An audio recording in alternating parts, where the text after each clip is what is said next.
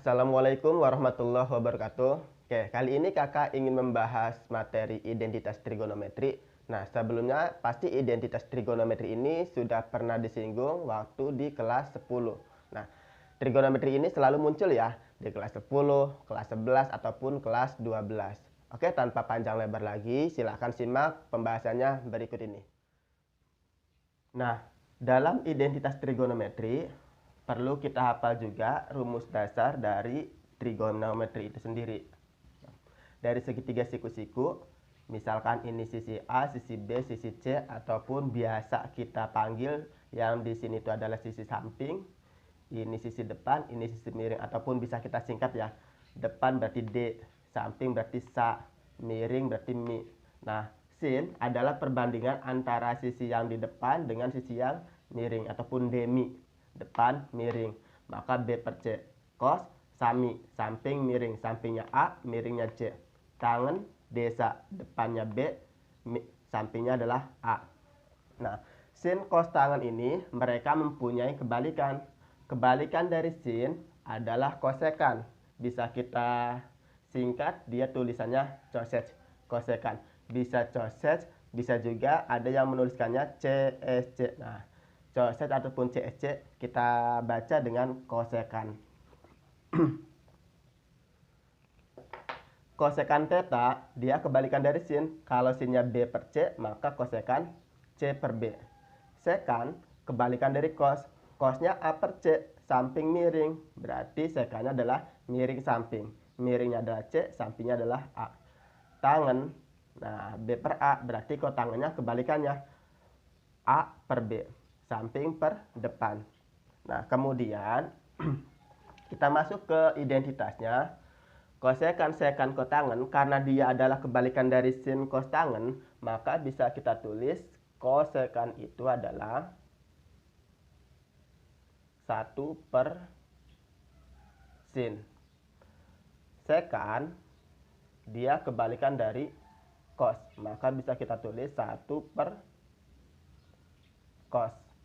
Tangen, kotangen kebalikan dari tangen. Kotangen theta berarti 1 per tan. Kemudian tangen ini bisa kita dapatkan juga dari sin per cos. Maka tangen bisa kita rubah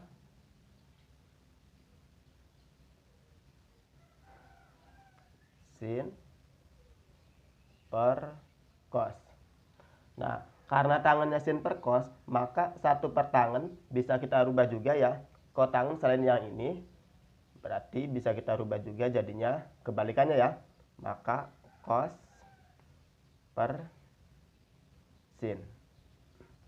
Oke. Dan satu lagi, rumus tambahan untuk identitas trigono, sin kuadrat theta ditambah dengan cos kuadrat theta sama dengan 1. Nah, ini adalah rumus dasar dari identitas trigonometri yang perlu kita hafal. Nah, sekarang gimana pembuktian untuk yang ini? Sin kuadrat theta ditambah cos kuadrat theta sama dengan 1. Oke. Jadi dia berawal dari segitiga siku-siku. Nah, segitiga siku-siku berarti berlaku Pitagoras, di mana A kuadrat ditambah B kuadrat sama dengan C kuadrat. Kita tulis gini ya.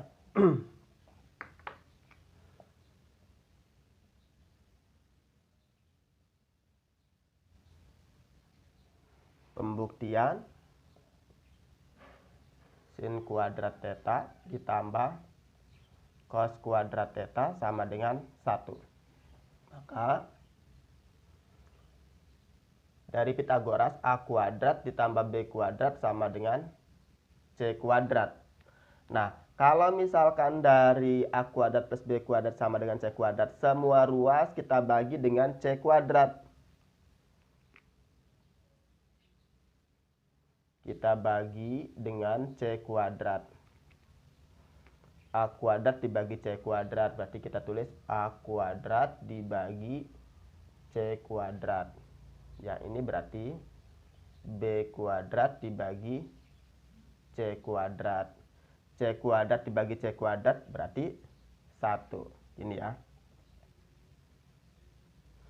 Nah, terus A kuadrat per C kuadrat bisa kita tulis jadinya A per C. Dikuadratkan, ditambah. Ya, ini berarti B per C. Dikuadratkan sama dengan 1. Nah, sekarang kita cek A per C. Nah, A per C mana nih? A per C berarti kan cos. Maka bisa kita tulis sini aja ya. Cos kuadrat theta berarti ya A per C cos kuadrat. Ditambah B per C. Nah, B per C berarti sin ya. Berarti sin kuadrat theta sama dengan 1. Nah, tinggal tukar tempat ya.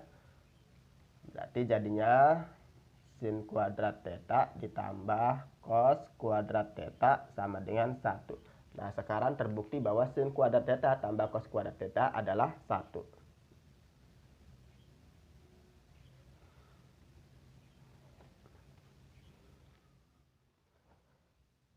Nah, sekarang kita bahas beberapa contoh soal mengenai identitas trigonometri. Contoh yang pertama,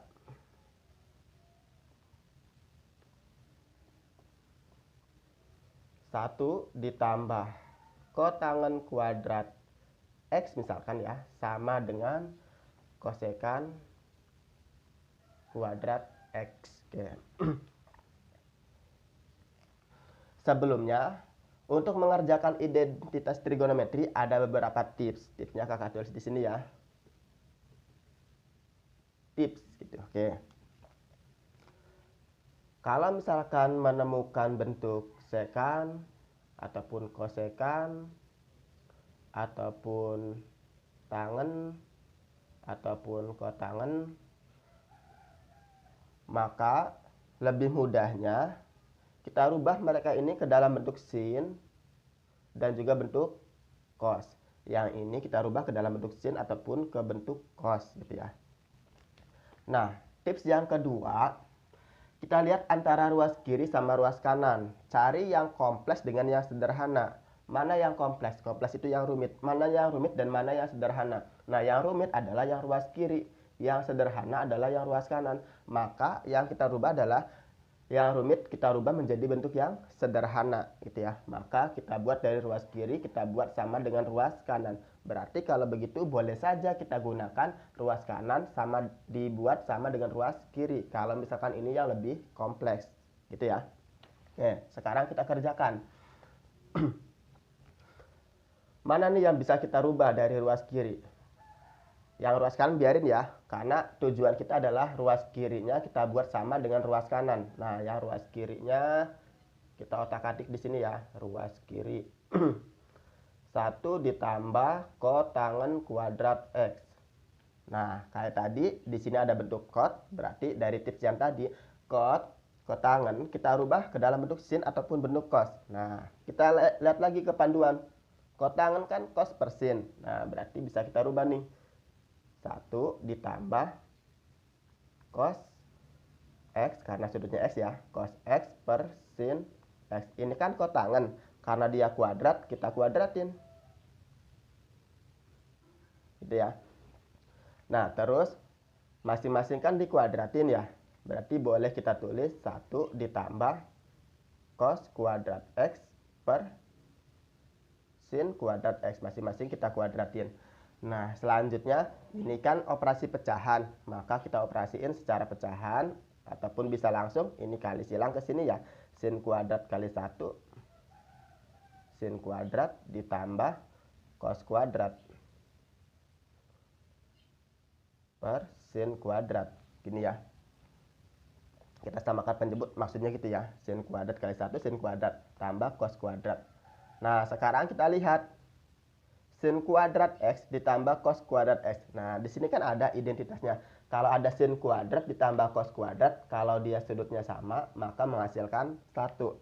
Walaupun misalkan gini, sin kuadrat 5X ditambah cos kuadrat 5X, maka dia menghasilkan 1 juga. Kenapa? Karena dia sin kuadrat, cos kuadrat. sudutnya dia sama-sama 5x. Maka kalau kita jumlah hasilnya adalah 1. Berarti yang atas jadinya 1 ya. 1 per sin kuadrat x. Nah, sekarang kita lihat yuk 1 per sin. Nah, 1 per sin apa di sini? 1 per sin adalah kosekan. Maka bisa kita rubah yang ini jadinya kosekan. Karena dia kuadrat berarti kosekan kuadrat x. Nah, sekarang kita cek yuk. Sekarang sudah sama dengan ruas kanan.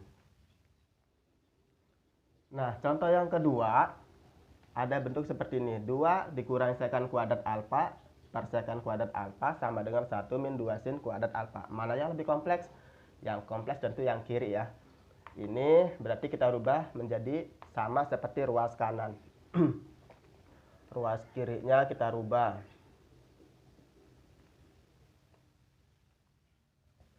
Mana yang bisa kita rubah? Sekan. Sekan kita lihat. Sekan adalah 1 per cos. Maka jadinya 2 dikurangi 1 per cos. Karena dia kuadrat 1 per cos kuadrat alfa. Gini ya. Per sekan lagi. Berarti 1 per cos kuadrat. 1 per cos kuadrat alfa. Selanjutnya, nah ini operasi pecahan. Bisa kita gunakan ini operasin dulu yang atasnya, yang pembilangnya, ataupun cara cepatnya bisa langsung. Karena dia bentuk pecahan per cos kuadrat, maka kedua ruas langsung saja kita kali dengan cos kuadrat. Cos kuadrat alfa per cos kuadrat alfa. Kenapa dikali cos? Karena bawah di sini adalah cos. Kalau di sini bawahnya adalah sin, maka sin per sin, gitu ya. Gimana kalau berbeda? Di sini sin, di sini cos. Maka kedua ruas dikali sin cos, gitu ya. Yang mengandung unsur yang sama di bawahnya ya. Sekarang kita kaliin. 2 dikali cos kuadrat, maka jadinya 2 cos kuadrat alfa. 1 per cos kuadrat alfa dikali cos kuadrat alfa. Coret, coret, menghasilkan 1 ya. Dikurangi 1. Dibagi 1 per cos kuadrat alfa dikali cos kuadrat alfa. Coret, coret, berarti tinggal 1. Dibagi 1 maka nggak ngaruh ya. Maka jadinya 2 cos kuadrat alfa min 1. Nah, sekarang sudah sama belum bentuknya? Belum. Nah, mana yang bisa kita rubah? Sekarang kan sudah cos, ini sudah sederhana, tapi dia kuadrat. Yuk kita cari petunjuk yang kuadrat. Yang kuadrat di sini adalah yang ini, gitu ya. Nah, di situ ada keterangan bahwa sin kuadrat alfa ditambah cos kuadrat alfa adalah 1. Maka kalau misalkan ini kita pindah ruas, jadinya apa? Cos kuadrat alfa sama dengan 1 dikurangi sin kuadrat alfa.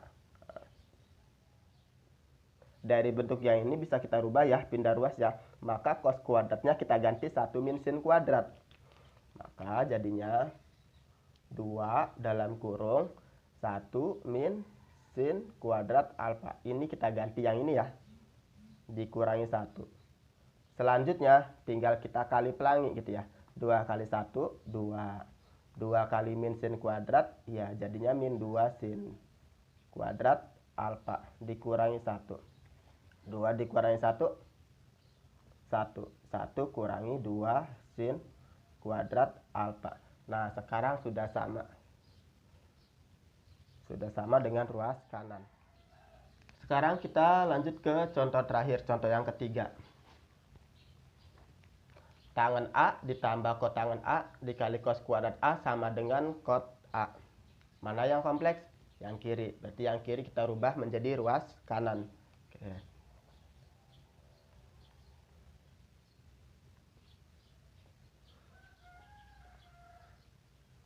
Tangen A ditambah kotangen A dikali dengan cos kuadrat A. Nah, mana yang bisa dirubah? Tangen. Tangen bisa kita rubah ya. Tangen adalah apa? Sin per cos. Sin per cos. Sekali lagi, ini adalah konsep dasarnya, rumus dasarnya. Maka acuannya selalu ke sini, oke ya. Kotangan. Nah, kotangan bisa kita rubah cos persen ya. Ditambah cos persen.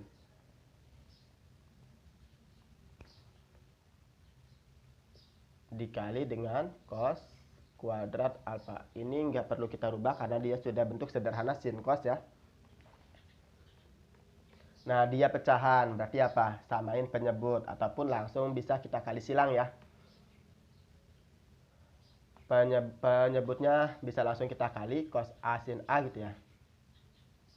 Cos A sin A. Yang atasnya tinggal kita kali silang. Sin A kali sin A.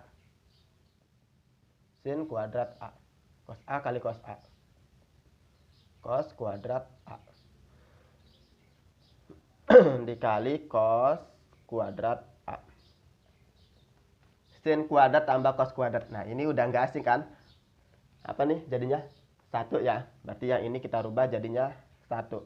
1 per cos A kali sin A dikali cos kuadrat A. Nah, di sini ada cos, di sini ada cos. Cos kuadrat, berarti ini bisa kita coret ya. Karena cos kuadrat ini sama dengan cos kali cos kan. Berarti ini kita coret habis, yang ini masih ada sisa 1, gitu kan ya. Berarti jadinya apa? 1 kali cos ya cos. Cos A per sin A. Nah, sudah bentuk sederhana nih, cos A per sin A. Cuma belum sama. Kita lihat yuk, cos per sin. Cos per sin adalah apa? Kotangan. Maka cos A per sin A kita rubah jadinya kotangan A. Nah, sekarang sudah sama dengan ruas kanan. Nah, seperti itu tadi ya pembahasan mengenai identitas trigonometri beserta contoh-contohnya. Kalau misalkan adik-adik ataupun teman-teman masih kurang jelas mengenai video pembahasan tadi, bisa diputar ulang ataupun bisa ditulis di kolom komentar kalau ada pertanyaan. Ataupun, Kak, ini contohnya masih kurang banyak, silahkan aja ditulis kolom komentar. Nanti kalau misalkan insya Allah ada waktu, kakak buat lagi contoh-contoh soal mengenai identitas trigonometri. Karena memang identitas trigonometri ini nggak ada cara khusus, memang harus kita improvisasi gitu ya, improv ataupun bervariasi cara-caranya. Bisa aja caranya nggak seperti ini, cara yang lain, tapi menemukan gitu ya. Karena sekali lagi konsep dasar yang harus kita pahami dari identitas trigonometri adalah yang ini. Oke. Sekian dulu pembahasan dari kakak. Kakak tutup. Wassalamualaikum warahmatullahi wabarakatuh.